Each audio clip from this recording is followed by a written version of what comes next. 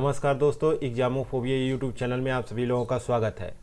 आज हम लोग मार्च 2021 के उत्तर प्रदेश करंट अफेयर पे चर्चा करने जा रहे हैं, जिसके तहत हम लोग 40 प्लस एमसीक्यू पे चर्चा करेंगे। साथ ही उसके पॉइंट टू पॉइंट डिस्क्रिप्शन पे भी चर्चा करेंगे। ये करंट अफेयर एग्जाम ओरिएंटेड है और बहुत ही खास है।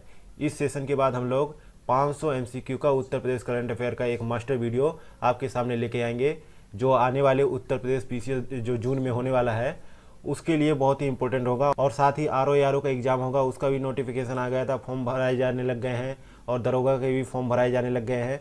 तो इन सभी एग्ज़ामों के लिए बहुत ही कारगर है ये करंट अफेयर। और इसके साथ अन्य जो एग्ज़ाम होंगे, लेखपाल होगा, ग्राम पंचायत अधिकारी होगा, कांस्टेबल का एग्ज़ाम होगा और कॉलेज विख्याता का एग्ज़ाम होगा, टीचर का एग्ज़ाम होगा। इन सभी एग्ज़ामों के लिए बहुत ही कारगर करंट अफेयर है। तो बने रहिए एग्जामोफोबिया यूट्यूब चैनल के साथ में। बढ़ते हैं क्वेश्चन नंबर पहले की ओर। क्वेश्चन नंबर पहला है, केंद्रीय विद्युत मंत्री आर.के. सिंह ने 19 मार्च को उत्तर प्रदेश के किस शहर में ग्राम उजाला कार्यक्रम की शुरुआत की है? ग्राम उजाला कार्यक्रम की शुरुआत की है किसने? केंद्रीय विद्युत मंत्री आर.के. सिंह ने। कब किया है? 19 मार्च 2021 को उत्तर प्रदेश के किस शहर में ग्राम उजाला कार्यक्रम की शुरुआत की है? ए ऑप्शन में मेरठ है, बी ऑप्शन में गोरखपुर है, सी ऑप्शन में वाराणसी है, डी ऑप्शन में लखनऊ है।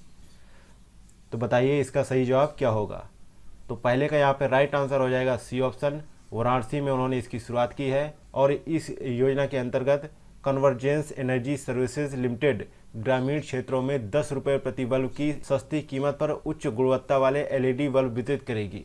साथ ही इस योजना के पहले चरण में आरा, जो बिहार में पड़ता है, वाराणसी उत्तर प्रदेश में, विजयवाड़ा आंध्र प्रदेश में, नागपुर महाराष्ट्र में और गुजरात के गाँवों में लगभग 1.5 करोड़ एलईडी बल्ब वितरित किए जाएंगे।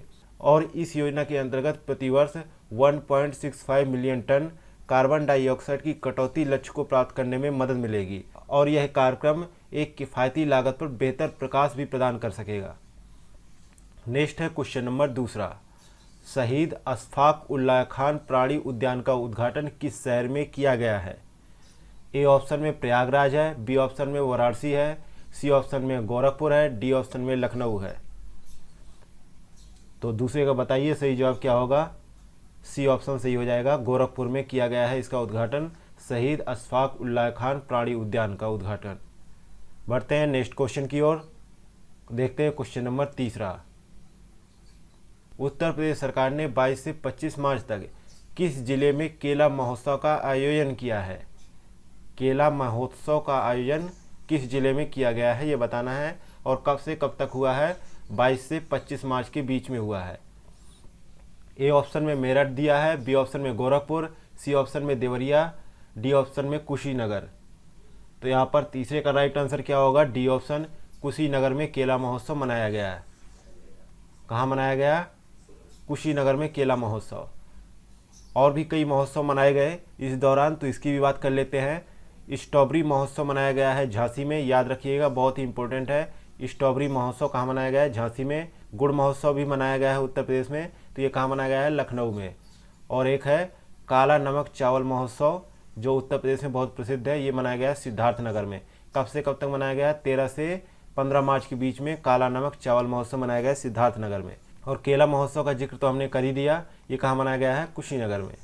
इन सब का आयोजन वन डिस्ट्रिक्ट वन प्रोडक्ट को बढ़ावा देने के लिए किया गया है। तो पूछा जा सकता है कि किस प्रोजेक्ट के तहत इनका आयोजन किया गया है, तो आप बता सकते हैं कि one district one product project के तहत इनको बढ़ावा देने के लिए ये किया गया है, महोत्सव का आयोजन किया गया है। कुशीनगर में केले की खेती से लगभग 4000 किसान जुड़े हुए हैं।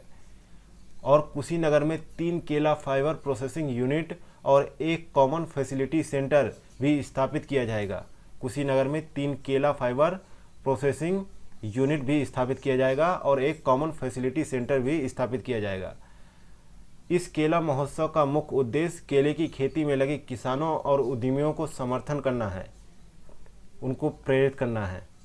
और इस महोत्सव में टिश्यू कल्चर से तैयार केले के पौधों को प्रदर्शित करने के लिए कई स्टॉल भी लगाए गए। और वन डिस्ट्रिक्ट वन प्रोडक्ट योजना का उद्देश्य जिले में निर्यात क्षमता वाले उत्पादों की पहचान करके प्रत्येक जिले को एक निर्यात हब के रूप में परिवर्तित करना है। ये इसका मुख्य उद्देश्य है। तो आगे बढ़ते हैं, देखते हैं क्वेश्चन नंबर चौथा। क्वेश्चन नंबर चौथा है, किस प्रदेश ने किसानों, उत्पादक समूहों, व्यापारियों और कृषि विभाग को एक मंच पर लाने के उद्देश्य से किसान कल्याण मिशन के तहत एफपीओ शक्ति पोर्टल लॉन्च किया है? एफपीओ शक्ति पोर्टल लॉन्च किया है। ए ऑप्शन में उत्तर प्रदेश, बी ऑप्शन में मध्य प्रदेश, सी ऑप्शन में महाराष्ट्र, डी ऑप्शन में बिहार। तो इसका सही जवाब हो जाएगा ए ऑप्शन, उत्तर प्रदेश सरकार ने ये लॉन्च किया है। किसान कल्याण मिशन के तहत पहला ऐसा राज्य बना है जिसने एफपीओ शक्ति पोर्टल लॉन्च किया है। यह बिल और मेलिंडा गेट्स फाउंडेशन के सहयोग से कृषि विभाग द्वारा विकसित किया गया है। कृषि विभाग द्वारा विकसित किया गया है, किसके सहयोग से? बिल और मेलिंडा गेट्स फाउंडेशन के सहयोग से। और इस पोर्टल का मुख्य उद्देश्य किसानों, उत्पादक समूहों, व्यापारियों और कृषि विभाग को एक मंच पर लाना है। यह किसानों के लिए पहला पूरी तरीके से समर्पित एफपीओ पोर्टल है। यह किसानों को राज्य में किसान उत्पादक संगठन बनाने के लिए सभी आवश्यक जानकारी डाउनलोड करने में सक्षम बनाएगा। साथ ही वर्तमान में उत्तर प्रदेश में 576 एफपीओ काम कर रहे हैं। इनमें से 471 एफपीओ ने इस पोर्टल पर अपना पंजीकरण भी करवा लिया है। हाल ही में कृषि मंत्रालय ने कृषि भूमि उपजाने वाले 10,000 नए संगठनों का निर्माण और उन्हें प्रोत्साहन नामक एक नई योजना शुरू की है। याद रखिएगा, किसने शुरू की है? कृषि मंत्रालय ने। आगे बढ़ते हैं, देखते हैं क्वेश्चन नंबर 5वां। मुरादाबाद में सीवेज ट्रीटमेंट प्लांट के विकास का अनुबंध कुल कितने करोड़ रुपए की लागत पर किया गया है? आपको बताना है। 4 ऑप्शन आपके सामने दिए हैं। तो यहाँ पर 5वें का राइट आंसर क्या हो जाएगा? ए ऑप्शन, 99.68 करोड़ रुपए में ये जो है अनुबंध किया गया है।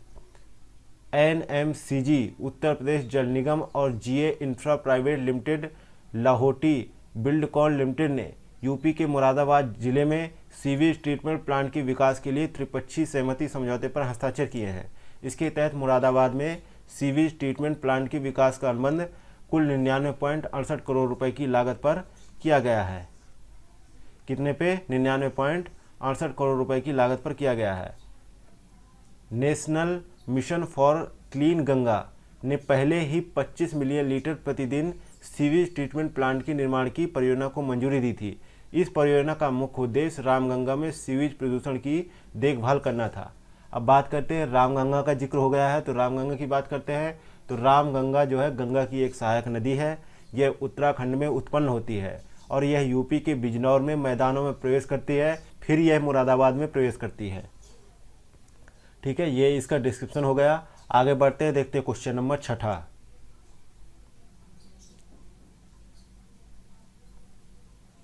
क्वेश्चन नंबर 6वां है, जिन लोगों ने अभी तक आयुष्मान भारत योजना का लाभ नहीं लिया है उनके लिए कौन सा राज्य स्वर्ण कार्ड तैयार करने के लिए अभियान शुरू करने जा रहा है?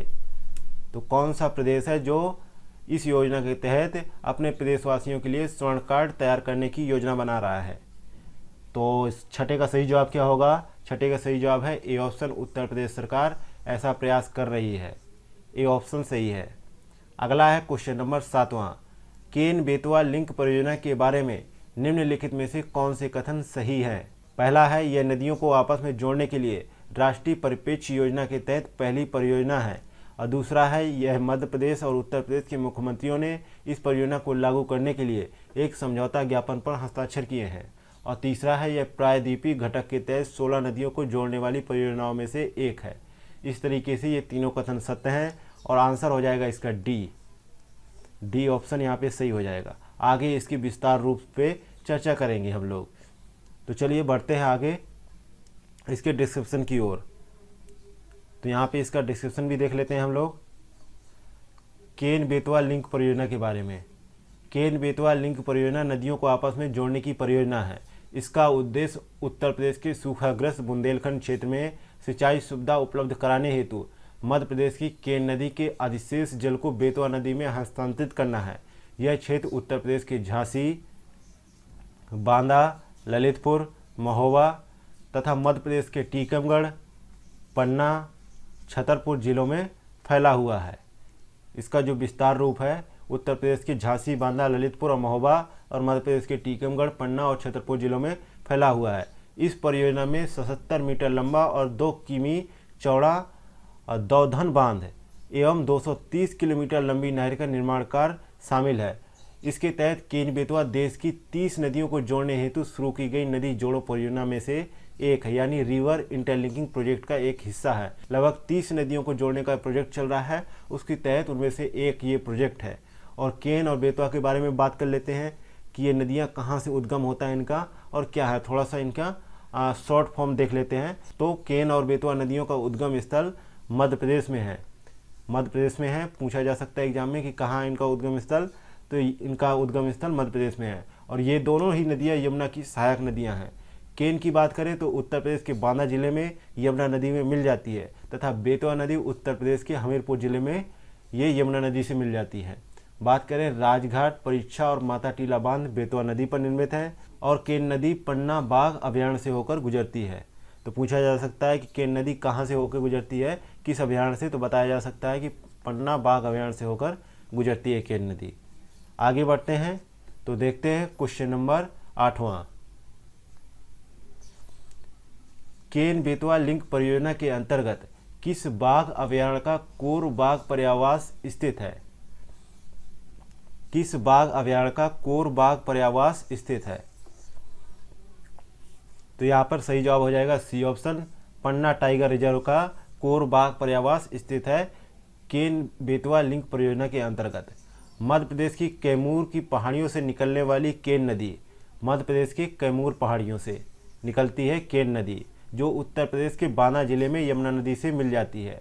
वहीं मध्य प्रदेश के रायसेन जिले से निकलने वाली बेतवा नदी उत्तर प्रदेश के हमीरपुर जिले में यमुना नदी से मिल जाती है और यह पन्ना बाघ अभयारण्य केन नदी पर ही अवस्थित है।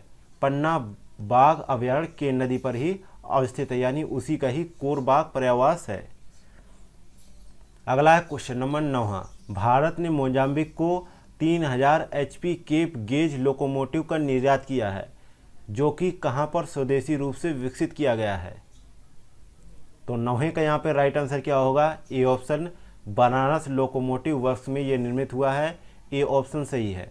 और केंद्रीय रेल मंत्री पीयूष गोयल ने वीडियो कॉन्फ्रेंसिंग के माध्यम से मोजाम्बिक को 3000 HP केप गेज लोकोमोटिव को हरी झंडी दिखाई है। इन लोकोमोटिव को बनारस लोकोमोटिव वर्क्स द्वारा स्वदेशी रूप से विकसित किया गया है, यानी मेक इन यूपी की तर्ज पर इसको विकसित किया गया है। यह लोकोमोटिव लेवल ट्रैक पर 100 किमी प्रति घंटे की रफ्तार से लगभग 2255 टन वजन ढोने की क्षमता और 400 N के अधिकतम ट्रैक्टिव प्रयास के लिए सक्षम है। आगे बढ़ते हैं, देखते हैं क्वेश्चन नंबर 10वां।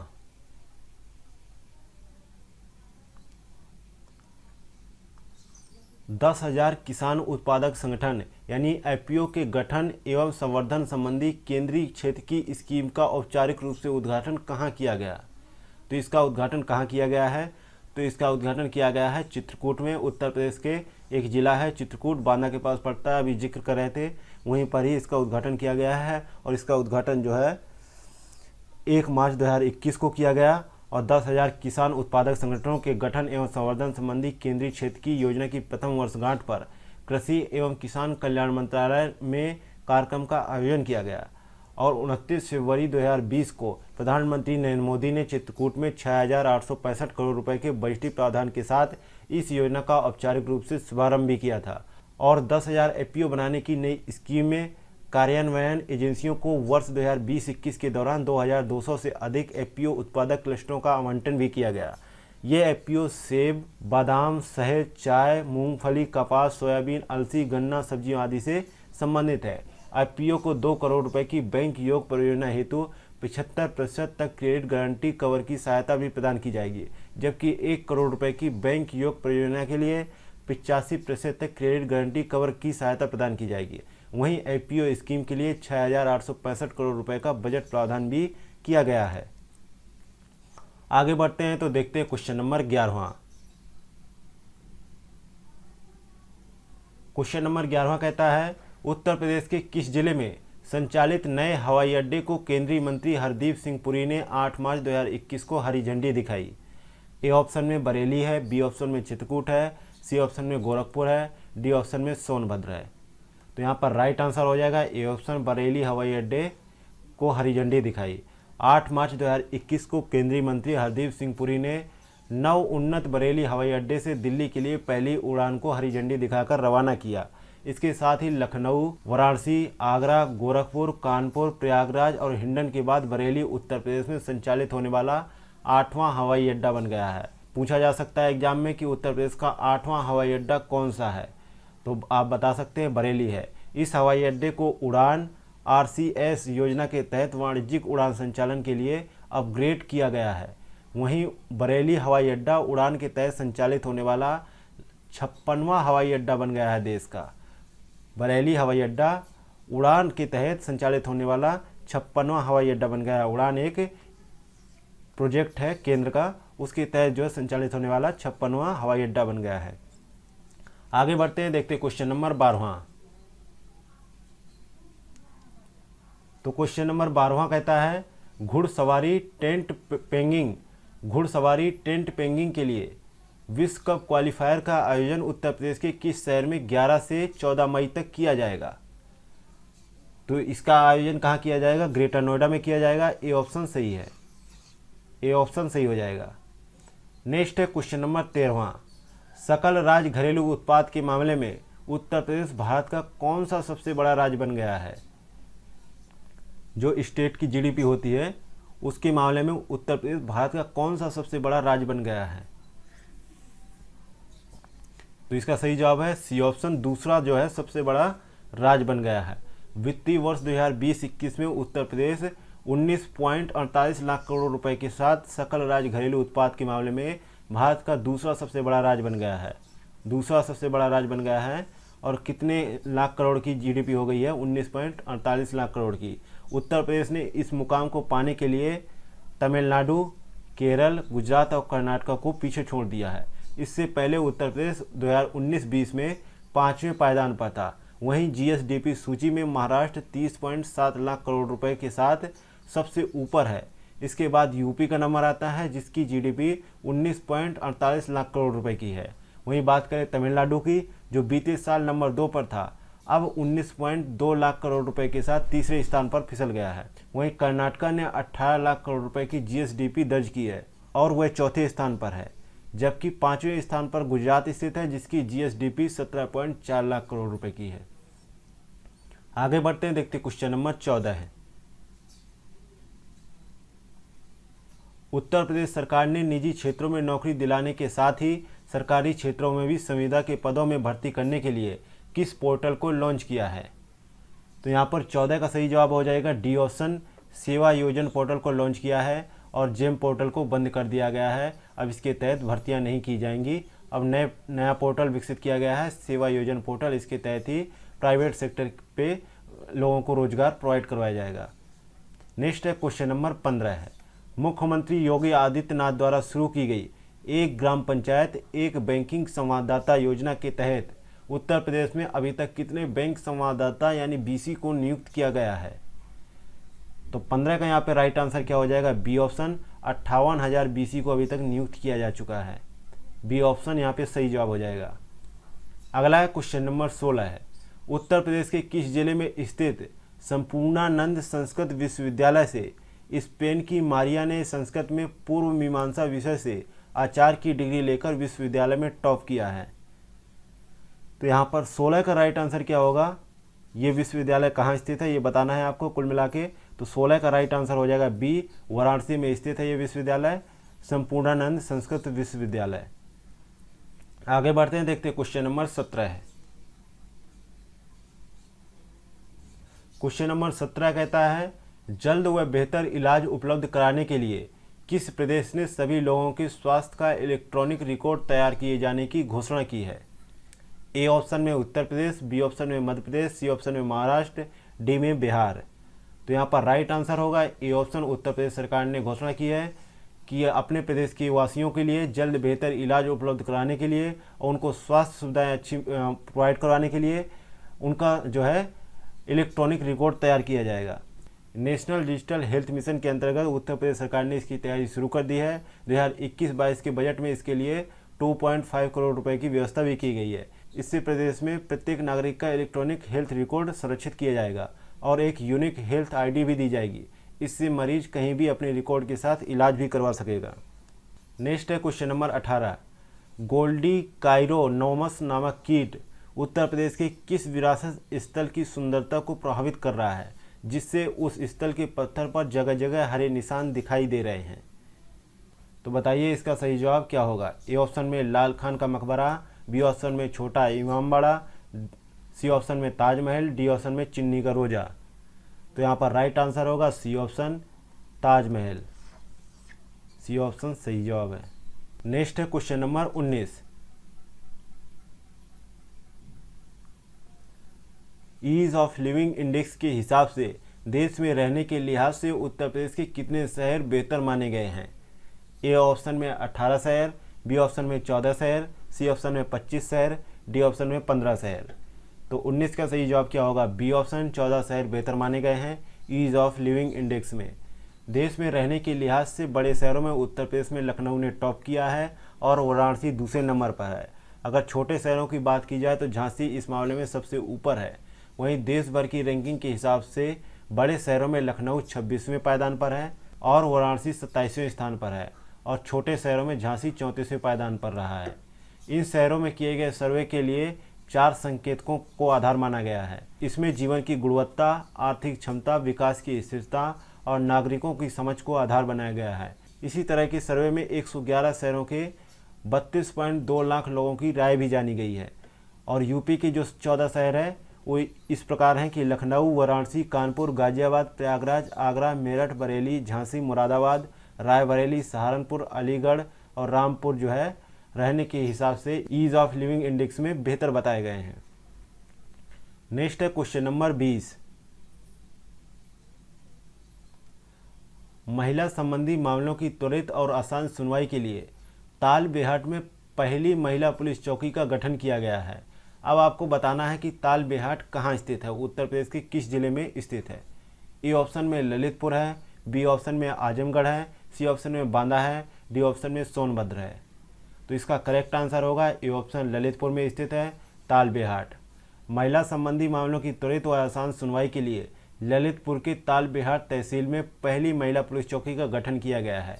इसके लिए पुलिस अधीक्षक प्रमोद कुमार ने पुलिस कार्यालय में प्रभारी संयुक्त प्रकोष्ठ उप निरीक्षक रजनी मिश्रा को स्थानांतरित करके तालबेहाट की पहली महिला पुलिस चौकी का प्रभारी बनाया है। किनको बनाया गया है? उप निरीक्षक रजनी मिश्रा को। पूछा जा सकता है क्वेश्चन, पहली पुलिस महिला चौकी प्रभारी बनाया गया है। इसके साथ ही महिला पुलिस चौकी में 2 महिला कांस्टेबल, 2 हेड कांस्टेबल, 2 कांस्टेबल पुरुष की भी तैनाती की गई है। नेक्स्ट है क्वेश्चन नंबर 21, उत्तर प्रदेश के मुख्यमंत्री योगी आदित्यनाथ ने इंसेफ्लाइटिस के बारे में लोगों को जागरूक करने के लिए कहां से संचारी रोग नियंत्रण अभियान की शुरुआत की है?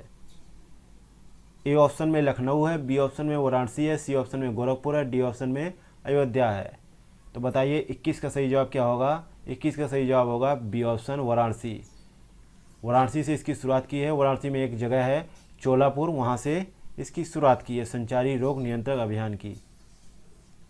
नेक्स्ट है क्वेश्चन नंबर 22,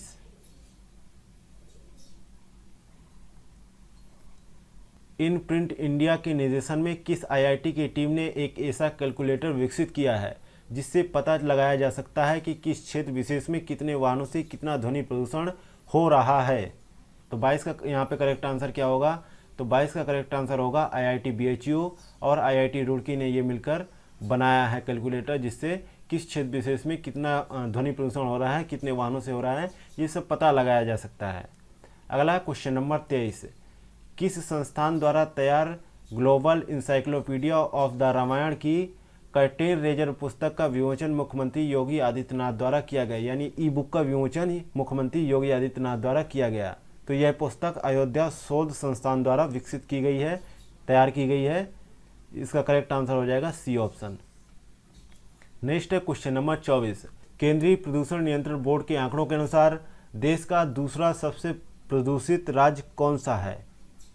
तो यहाँ पर करेक्ट आंसर होगा ए ऑप्शन उत्तर प्रदेश दूसरा सबसे प्रदूषित राज्य है। पहले पायदान पर दिल्ली है, दूसरे पर उत्तर प्रदेश है। आगे बढ़ते हैं, देखते हैं क्वेश्चन नंबर 25। क्वेश्चन नंबर 25 है, उत्तर प्रदेश के गोरखपुर में रहने वाली 6.5 साल की मासूम गरिमा किस लाइलाज बीमारी से ग्रसित हैं कि उन्हें 22 करोड़ रुपए के इंजेक्शन की जरूरत है? तो बताइए, 4 ऑप्शन दिए हुए हैं, तो आपको बताना है कि किस बीमारी से वो ग्रसित हैं, जिसके तहत उन्होंने उत्तर प्रदेश के मुख्यमंत्री योगी आदित्यनाथ से गुहार लगाई है कि उनकी वो मदद करें। और प्रधानमंत्री श्री नरेंद्र मोदी को भी उन्होंने चिट्ठी लिखी है कि उनकी मदद की जाए। तो इसका सही जवाब है A option, spinal muscular dystrophy नामक बीमारी से वो ग्रसित हैं। तो यहाँ पर करेक्ट आंसर हो जाएगा ए ऑप्शन। नेक्स्ट है क्वेश्चन नंबर 26।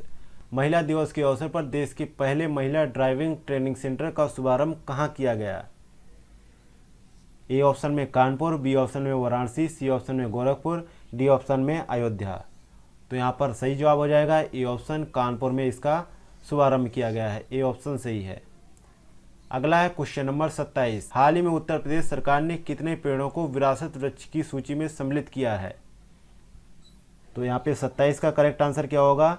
बी ऑप्शन, 943 जो है पेड़ों को विरासत वृक्ष की सूची में सम्मिलित किया गया है, जिनकी उम्र लगभग 400 वर्ष से अधिक है, या किसी किसी की उम्र जो है 2000 वर्ष से भी अधिक है, उनको विरासत वृक्ष की सूची में सम्मिलित किया गया है।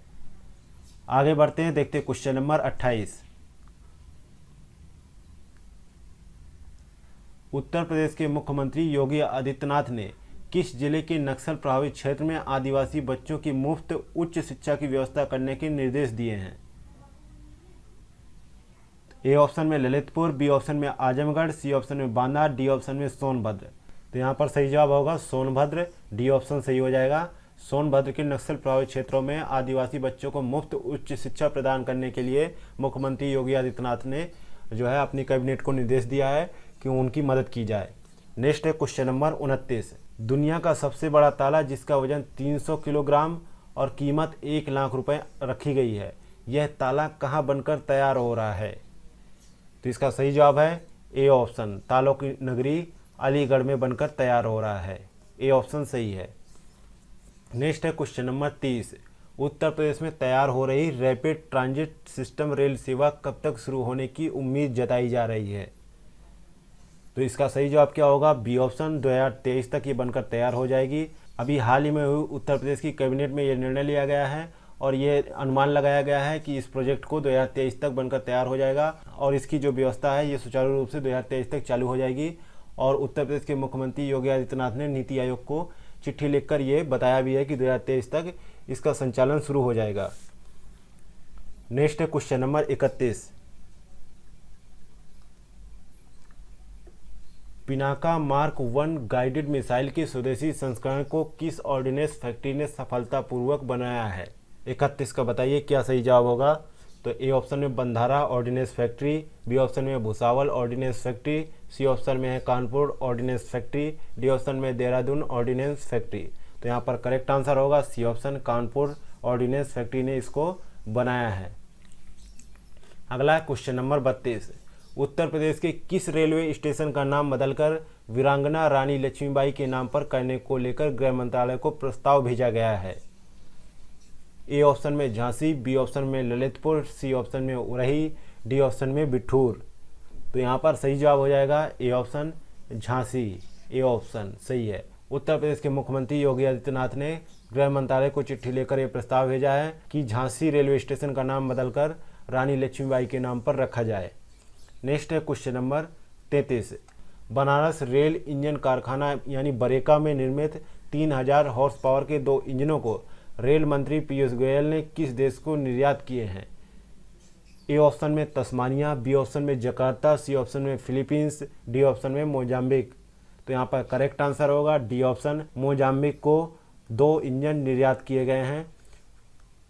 ये जो है बनारस रेल इंजन कारखाना में निर्मित किए गए हैं। ये मोजाम्बिक जो है एक अफ्रीकन देश है जिसको 2 इंजन 3000 हॉर्स पावर के निर्यात किए गए हैं भारत द्वारा। नेक्स्ट है क्वेश्चन नंबर 34। उत्तर प्रदेश के मुख्यमंत्री योगी आदित्यनाथ ने किस जिले में लगभग 52 करोड़ रुपए की लागत से निर्मित योगी राज बाबा गंभीरनाथ प्रेक्षागृह एवं सांस्कृतिक केंद्र का लोकार्पण किया? तो इसका सही जवाब है ए ऑप्शन, गोरखपुर में उन्होंने इसका लोकार्पण किया। इस सांस्कृतिक केंद्र का लोकार्पण उन्होंने गोरखपुर में किया। ए ऑप्शन सही है। अगला है क्वेश्चन नंबर 35। किस राज्य ने भारत के स्वतंत्रता संग्राम में बलिदान देने वाली 3 महिला स्वतंत्रता सेनानियों के नाम पर पीएसी की 3 महिला बटालियन स्थापित करने का फैसला किया है? तो यहाँ पर करेक्ट आंसर हो जाएगा ए ऑप्शन, उत्तर प्रदेश ने यह निर्णय लिया है। उत्तर प्रदेश ने यह निर्णय लिया है। इस तरीके से सही आंसर हो जाएगा ए ऑप्शन, उत्तर प्रदेश। उत्तर प्रदेश सरकार ने भारत के स्वतंत्रता संग्राम में बलिदान देने वाली 3 महिला स्वतंत्रता सेनानियों के नाम पर पीएसी की 3 महिला बटालियन स्थापित करने का फैसला लिया है। 3 पीएसी महिला बटालियन की स्थापना 3 महिला योद्धाओं रानी अवंतीबाई लोधी, उदा देवी और झलकारी बाई के नाम पर किया जाएगा, जिन्होंने भारत के स्वतंत्रता संग्राम में बलिदान दिया था। नेक्स्ट है क्वेश्चन नंबर 36। विश्व क्षय रोग दिवस के अवसर पर किस प्रदेश ने टीबी को हराने के लिए टीबी हारेगा देश जीतेगा नामक अभियान शुरू किया है? तो इसका सही जवाब है ए ऑप्शन, उत्तर प्रदेश ने विश्व क्षय रोग दिवस के अवसर पर प्रदेश में टीबी को हराने के लिए टीबी हारेगा देश जीतेगा नामक अभियान शुरू किया था। नेक्स्ट है क्वेश्चन नंबर 37। हाल ही में उत्तर प्रदेश की कितनी सहकारी चीनी मिलों को राष्ट्रीय दक्षता पुरस्कार से सम्मानित किए जाने के लिए चयनित किया गया है? राष्ट्रीय दक्षता पुरस्कार से सम्मानित किए जाने के लिए चयनित किया गया है। तो 37 का यहाँ पे सही जवाब होगा डी ऑप्शन, 5 जो है सहकारी चीनी मिलों को ये पुरस्कार प्रदान किया जाएगा। अगला है क्वेश्चन नंबर 38। लखनऊ और नोएडा में कमिश्नरी प्रणाली लागू होने के बाद अब उत्तर प्रदेश के किस क्षेत्र में पुलिस कमिश्नरी सिस्टम लागू करने का फैसला लिया गया है? ए ऑप्शन में बांदा और चित्रकूट, बी ऑप्शन में अमरोहा और इटावा, सी ऑप्शन में झांसी और प्रयागराज, डी ऑप्शन में वाराणसी और कानपुर। तो इसका सही जवाब होगा 38 का डी ऑप्शन, वाराणसी और कानपुर में भी कमिश्नरी प्रणाली लागू किया जाएगा। नेक्स्ट है क्वेश्चन नंबर 39। डेनमार्क सरकार और United Nations office for project services ने किस राज्य में जल जीवन मिशन को लागू करने के लिए रणनीतिक तकनीकी सहायता प्रदान करने के लिए एक साझेदारी की है? तो ये साझेदारी किसके साथ में की गई है? तो उत्तर प्रदेश सरकार द्वारा की गई है। ए ऑप्शन सही है। और नेक्स्ट है क्वेश्चन नंबर 40 और आज के करंट अफेयर सेशन का अंतिम क्वेश्चन। दक्षिण कोरिया की महारानी हो और कोरियाई राजा सुरो का स्मारक यानी स्मृति पार्क उत्तर प्रदेश के किस जिले में बनाया जा रहा है? तो यहाँ पर सही जवाब हो जाएगा बी ऑप्शन, अयोध्या में बनाया जा रहा है, सरयू नदी के तट पर। इस प्रकार से इसका सही जवाब हो जाएगा बी ऑप्शन। इसी के साथ ही उत्तर प्रदेश के मार्च 2021 का करंट अफेयर यहीं पे समाप्त होता है। मिलते हैं नेक्स्ट वीडियो में। Thank you for watching Examophobia. अरे भैया सुनो सुनो, हाँ तुम्ही से कह रहे हैं। अब यहाँ तक आ ही गए हैं तो मतलब वीडियो अच्छी लगी है, और वीडियो अच्छी लगी है तो लाइक करना शर्माना कैसा? तो हमारी वीडियो को लाइक करें, शेयर करें और चैनल को सब्सक्राइब करना बिल्कुल ना भूलें। धन्यवाद।